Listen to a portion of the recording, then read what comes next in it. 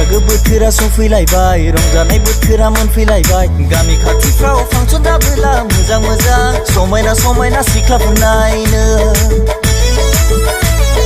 बैसागु बोथोरा सफैलायबाय रंजानाय बोथोरा मोनफैलायबाय गामि खाथि खाथि फांसन जाबोला मोजां मोजां समायना समायना सिख्लाफोर नायनो गासिबो समायना जाजोबथारबाय हाबा मेकआप लागायनासो फैयो ना नेचारेल बिउटिखा गुफुरब्लाबो व्हाइट बिउटि गोसोमब्लाबो ब्लेक बिउटि